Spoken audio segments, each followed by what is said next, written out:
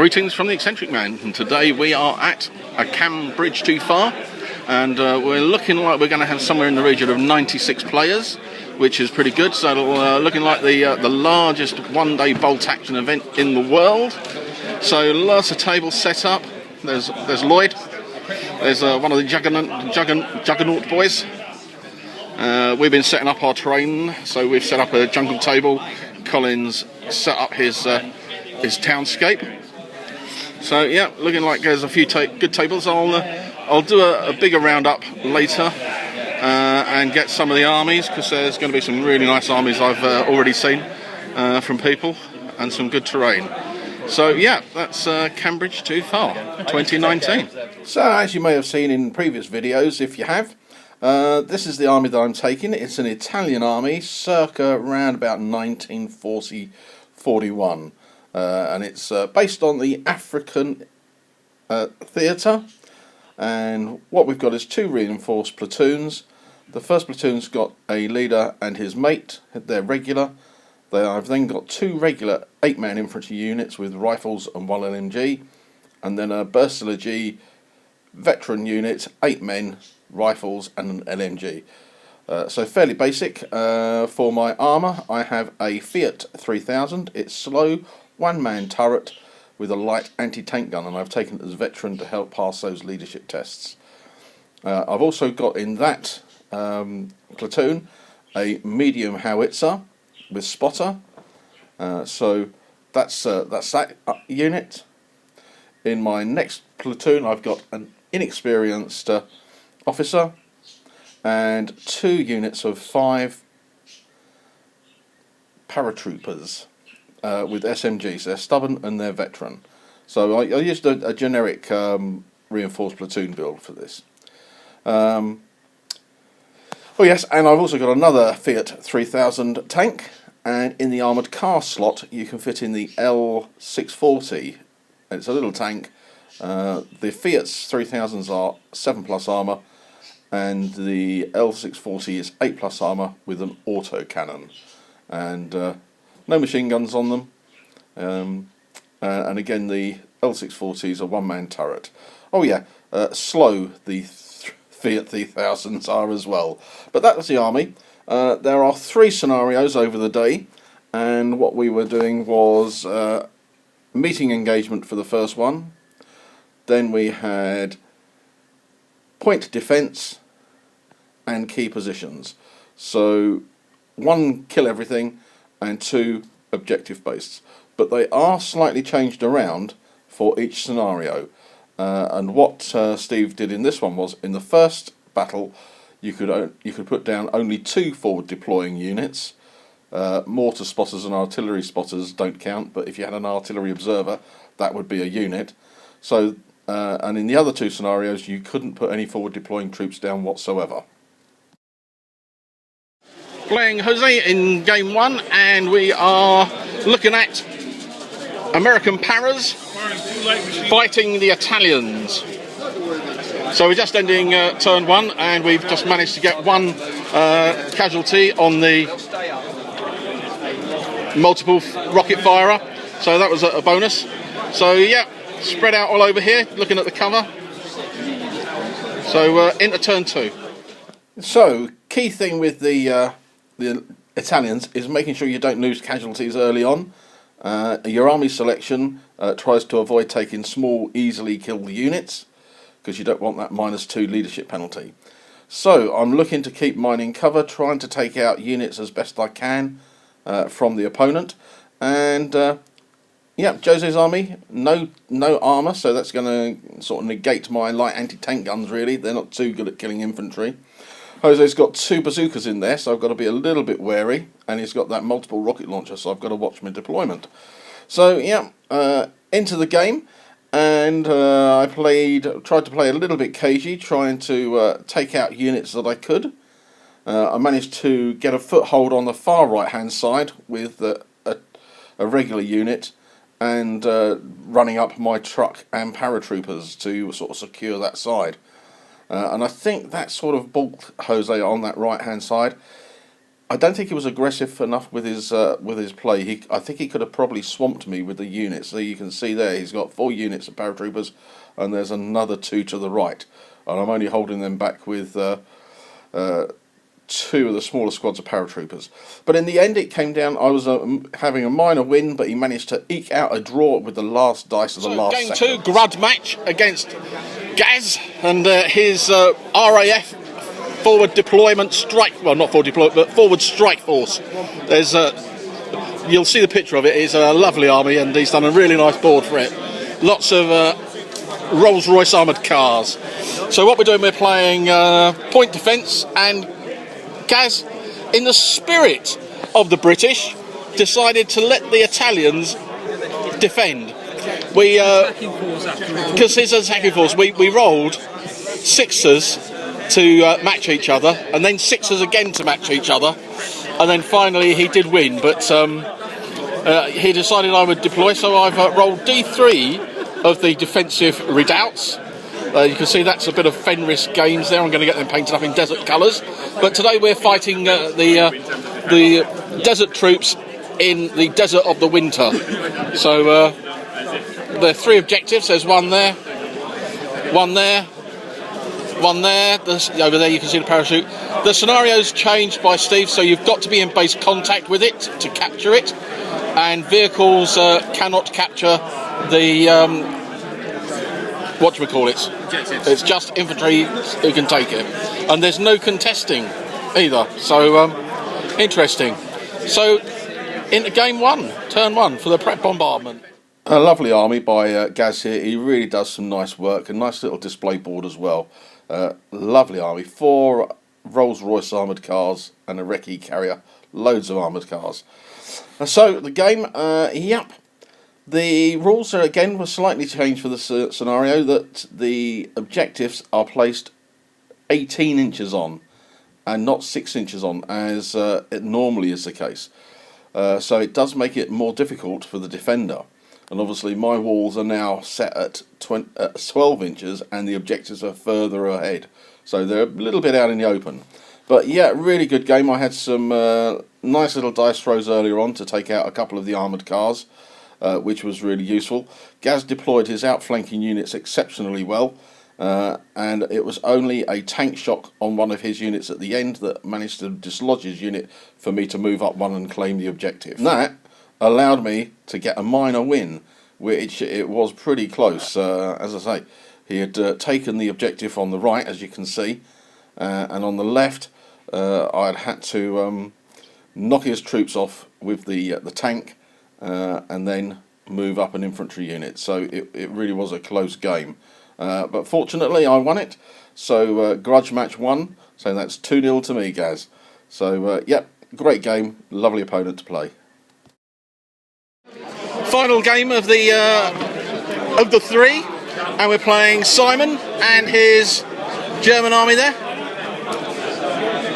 Should be interesting. We'll go through that and see that. It's a big gun over the back with some oxen or horses. So quick look at Simon. There he goes. So we'll see who comes out as a victor in this one. But we're playing on the village board. So should be fun. See what we're going to do. Once again, no forward deploying in this scenario, but you can see I've got 2 objectives on my side of the board, and Simon's got 2 on his. My plan was to outflank left because it's fairly open. We were treating everything as roads, that you can see as roads. So I was thinking I could get my truck onto the left-hand side, debus 2 units of paratroopers to take the objective, supporting them with the L640.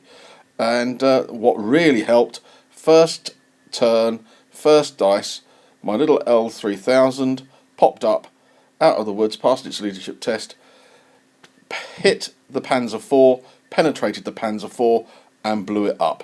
And I think that was a really serious dent in Simon's attack force then.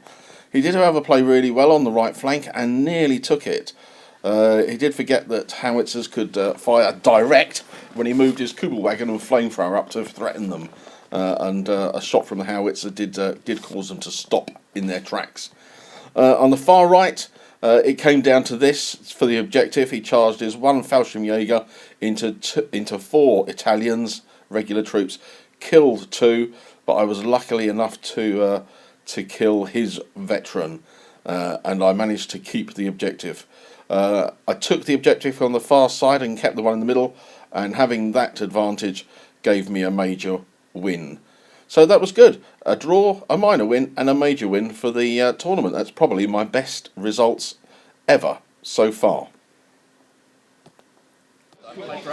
So I've got Steve here, Steve Tibbs, who is the I can't hear you from there. right. I'll get closer because Steve's got a bit of trouble there. So how many in this event? We had 94 confirmed in the end. 94 confirmed. Yeah. And playing. 94 playing. That's good, Yep. because I know there are some tournaments recently that said that there was, but I'm not quite so sure They that said there there was. 78. Yes, Yeah. But 94 is a cracking number, so congratulations on that. Thank you very much. And I wanted the 3 numbers. Yeah. The 3 digits would have been lovely. It would have been the icing on the cake. yep, But it's not about numbers. it's the success of it. It's the atmosphere, and I think we've proven with this event that it's popular because of the type of people we attract and we try to attract. Yeah. We haven't got the win at all cost player here. No, and you certainly do a good job on bouncing lists that come through which don't fit the criteria. I'd Which, say there was only I bounced back a few, and I let two win at all cost lists through, and then I changed the missions. Yes, yeah, yeah. We'll go through the mission lists before when I put the videos together, because it's quite an interesting way that we do it. But It actually fixes quite a lot of things. it does actually fix quite a lot of things. I thought that when I did it, but yeah, excellent. It was your inspiration for trap. Well, that was good, Dave. I kind of went half the first Yes. mission. I kind of went That you could not have a some. big issue. No. And last can't on key positions at all. Yeah, no.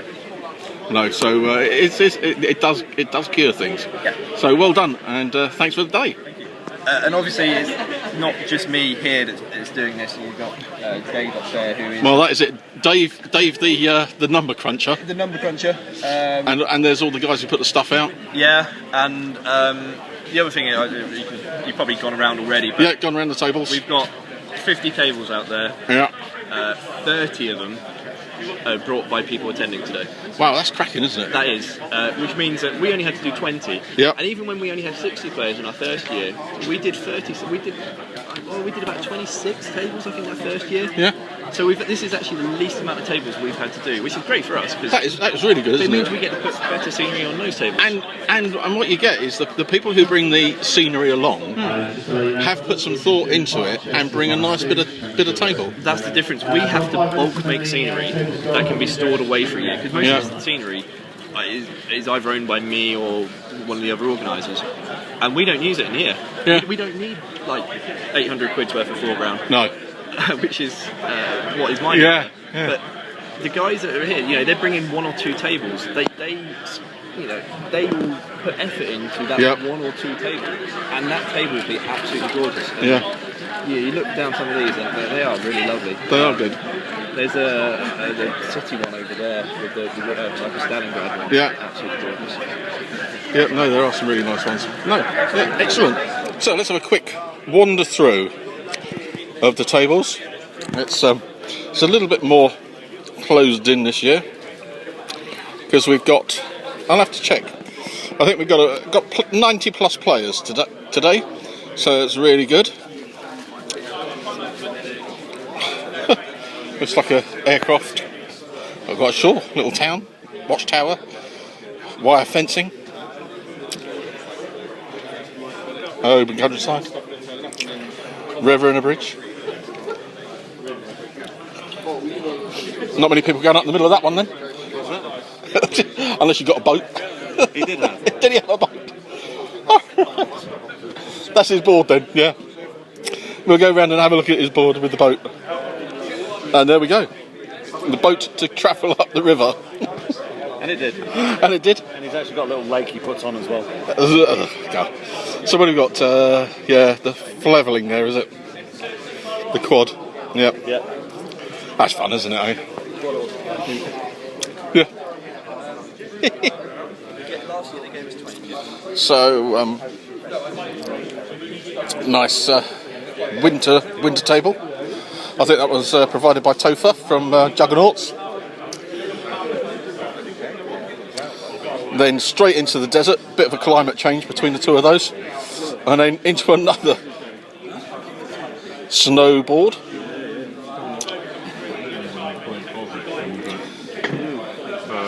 Nice little rural one. Bit of a jungle. As you can see, bags everywhere because there's not much place to put anything in here with the extra tables. Bit of a jungle with a... Yeah, that's the jungle one. And then we got the road and hedges on this one. Bit minimalistic on that one, but I think it does the cover. Bit more rural, bit more terrain on this one.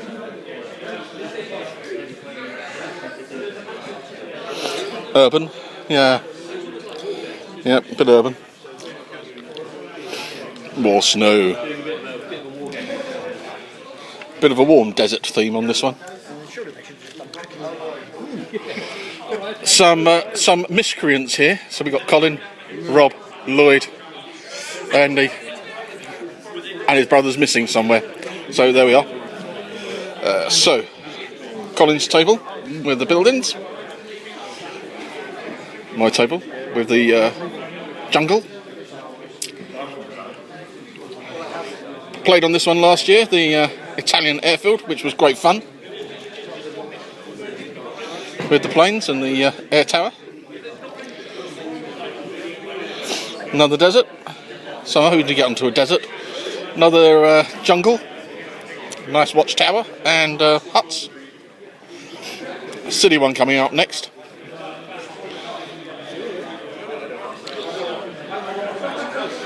And we got more desert, so we've got a chance. Bridges and river. No boat on that one though. Need some canoeists. Another jungle. So people have gone to do some of the nice terrain for the jungles. Nice desert town here. I think this is by Gaz Difford Walsh. His table.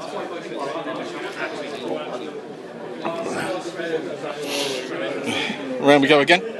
More miscreants for the videos. Whee. So another table. Nice little submarine. Pretty much the same crowds coming last year. I can imagine because, as I say, it's a good location. More snow. More deserts. Oh look, it's a German desert off. One thing with the Cambridge too far is that, Steve, if the guys take 2 tank platoons, they fight each other in the first turn. So which was quite good. So they sort of meet each other in the engagement session. The next 2 games up are going to be objective based. But I'll go through that at the beginning and we can let people know what they are. So, one more. And we're running through on the last set of tables. Oh, excuse me. That's a sparse desert, but a big hill in the middle. That's going to be one to dance round. Greetings, gentlemen. And how did it go? A draw. A draw. Oh, a bit of bocage there, isn't it? We played it as light bocage. Yeah, so you can see through it. No, we still got line of sight. It was only, Oh, right. it was only light cover. Only light cover and not hard cover, but did block line of sight. Yeah. Oop. Moving the chairs out of the way as we go. No, we're good. On to more tables. What Steve does is the club that he is with 2D6. They've got quite a lot of terrain, but other people say before the day that they're going to bring terrain tables up and put them on. So you get a nice mix of tables. Some are really good. Most of them are all right. Sometimes we get onto the bad ones, and I always think this is a bad one. But what can you do with ruins? Possibly have a better tablecloth underneath, but it makes up with it, I suppose, because it's got the U-boat in the middle. So let's have a look. We'll just go over this guy's head and look at the beach. I'm not calling you a beach. You're all right. That's all right. So yeah, nice little beach with the landing crafts. Another airfield. Looking good. And then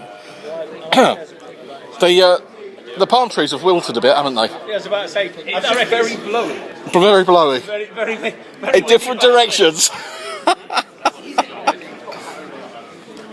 So yeah. So yeah, a bit more rural. Rob's Army on a table. You're looking at this, the next session. Point defence. Which one's this? Point defence. Yeah, any units not including the first wave are left in reserves. Doesn't say about you can't. No, you can outflank in this. Point defence. I assume so. Yep, always can. Just can't. Only 2 units to forward deploy, isn't it? No units forward deploying. No units forward deployed. No units forward deploying. That's an interesting one, and I'll cover that at the beginning of the video as well. So built up area. Now this is a better way of doing your rubbles.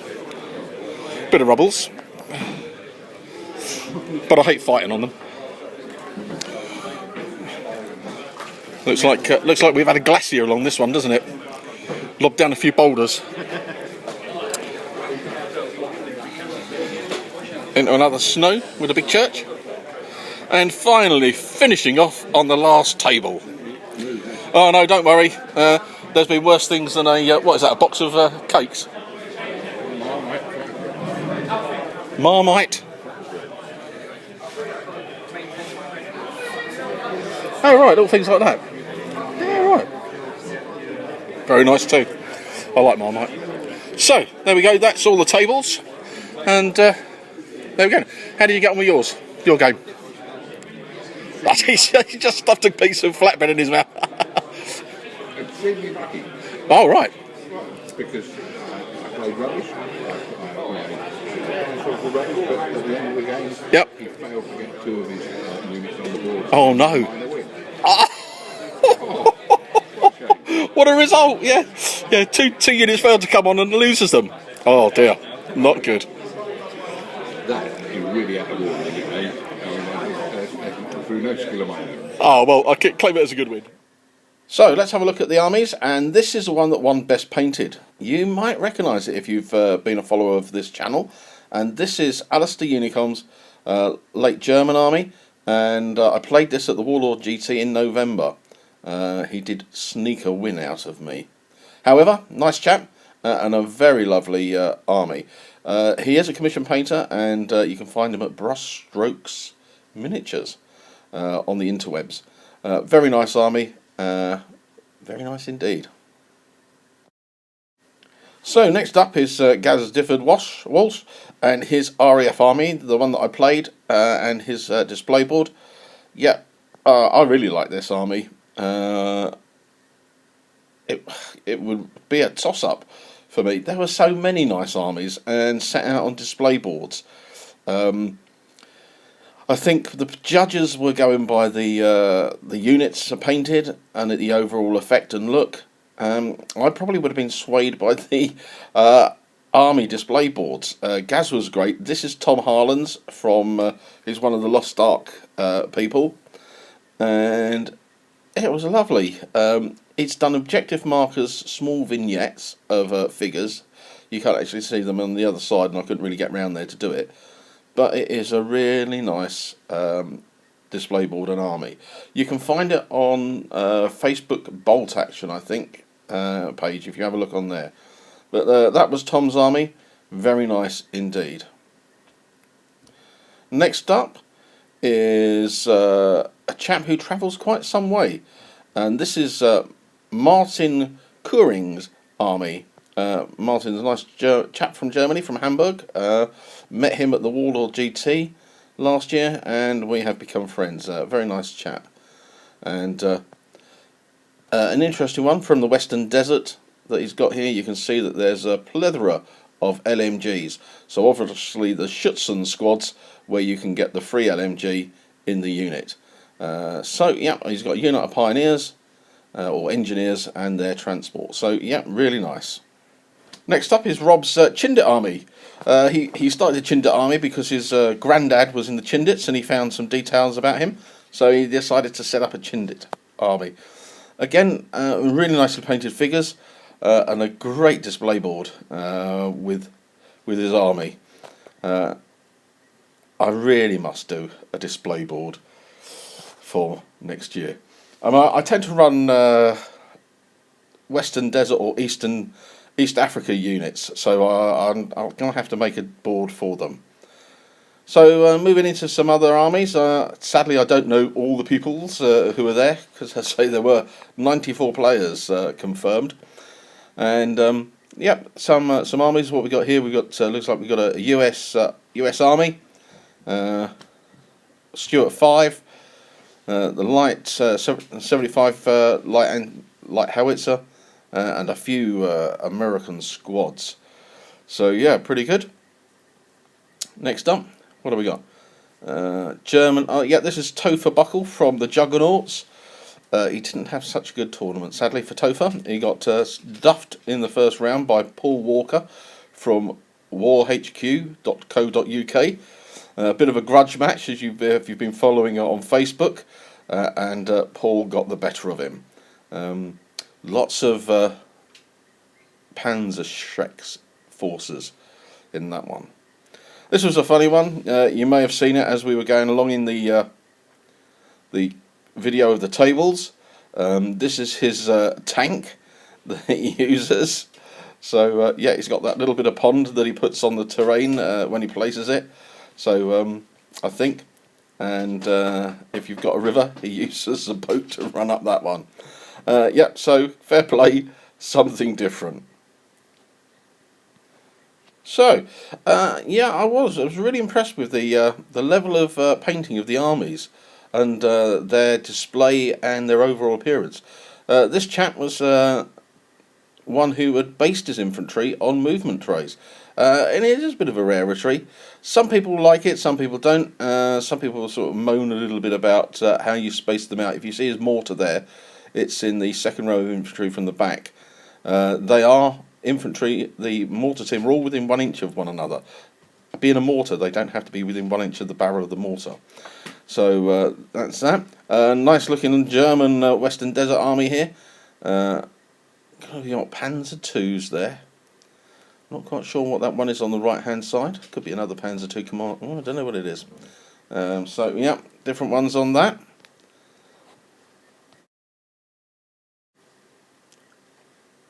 So, probably hard to work out on this one, but this is a Chinese army. There was one in there. There was a couple of Chinese armies. One was, I can't remember what the name of it calls, but it was going to be using Sparrow tactics, and it was more or less most of it could forward deploy to the halfway line, and then Sparrow tactics. I think it gives you an advance, a run before the game. So Steve did let that army in, but he did juggle with the scenarios a little bit. Probably about a week and a half before the pack came out, he gave me a message to chat about the scenarios. When I've done shrapnel in the past, I've not allowed forward deploying units. Because I think sometimes they are misused in certain armies, and if you go for certain scenarios, it more or less allows the person with the forward deploying to get an unfair advantage. There's a lot of armies that don't have, the older armies in the books or their supplements don't have forward deploying, so it does cause a bit of a grief. So yep, so Steve tinkered with his scenarios, and in the first one you can only deploy 2, and in the 2 other objective scenarios, particularly the one where he's moved the objectives to 18 inches from the defender's baseline, no forward deploying in that whatsoever. You could still forward deploy your mortar and your artillery spotters, but you couldn't deploy snipers, scout units and all things like that. So yeah, and I think it works quite well. So another Africa, and some lovely, look at that. That is a really nice simple board, but it sets the army off a treat. Very nice. Yep, another simple board. I think what people are doing are using picture frames and then filling the middle and then doing your diorama or your army display base there. So that's a nice little thought. I think I might well be having to have a look at that as well. As I say, I do need to do one. This was a very effective little setup, very clever really, thinking about it, how he's done it. I've got no idea what this army was. Obviously you got your trucks at the back, it's got 2 paratroop jeeps, it's got a couple of units of paratroopers, then what looks like American. Oh, right, yes, that could have been the Brandenburger List. Thinking about it, that could have been a Brandenburger List, because you've got troops dressed in different nationalities of uniforms and nationalities. Yeah, that's a possibility. Oh, this was a bit of an armour one. Yeah, one thing that we've already mentioned in as we've been going along is that the first turn Steve puts together armoured platoons, so they will face each other in the meeting engagement, which is quite a nice touch really.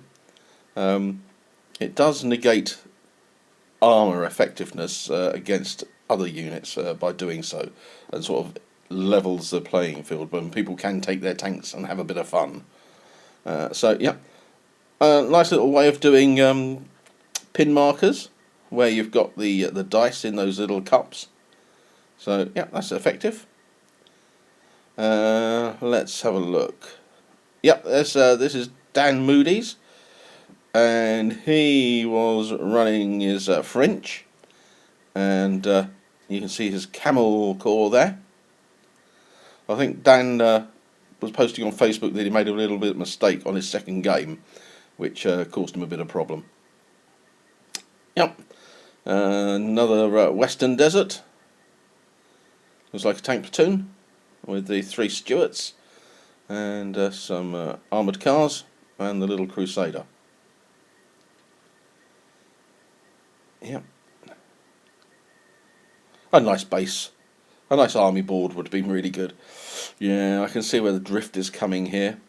Nice rubble bases using those red bricks. Soviet force, it looks like it. Yeah, looks good. 1, 2, 3, 4, 5, 6, 7, 8, 9, 10, 11, 12. 12 dice. Oh, that's not a lot for a Russian army. A nicely done Western Desert Sikh army. You can see what the guy's done. Puts down the type of units that they are. That's really good. So, there's a picture of my little L3000 taking out the Panzer IV. Yeah, great day. Really like Camsbridge too far. It's possibly the last one. Depends on what Steve can do, how his club mates can work around, and how the community can get to help him run it. But it would be a big shame if it doesn't go ahead on next year. But a big thank you to all the people from 2D6 Lodge War Games Club. A lovely day, really good. Excellent time had by all, and everybody did enjoy it. For me, I was really surprised when we went through to the end and the results. I came 11th, which was a bit of a surprise. So my draw, a minor win and a major win, gave me 12 points, and the differences on dice gained and dice lost, it put me in 11th place, which was really good. And I was within. Normally, in the last years, everybody's been able to get a prize, but with the increase to 94, sadly that wasn't the case, and so only a percentage were able to get the prizes at the top. However, I managed to get one because I came in 11th, and I picked up a box of German Grenadiers, which is really good. So a few more Germans to paint up. Anyway, a great year, great day, great year again. Met lots of friends, lots of people. All the people who watched the videos and came up to me and say they really like them. So thank you very much. It's always really nice to hear that people are enjoying what I'm doing. Even when I swap from bolt action to Rebels and Patriots or Sharp Practice or Cruel Seas. So excellent, thank you very much. It just gives me motivation to keep on going. So yeah, fingers crossed that there will be another one next year, but we can never tell. Anyway, I hope you enjoyed it. As always, if you liked it, give it a thumbs up. Any comments, stick them on the threads down below. Always like to answer people's comments or questions. And subscribe if you haven't, and share with your friends if you think they might like it. All good stuff, and till the next time, take care.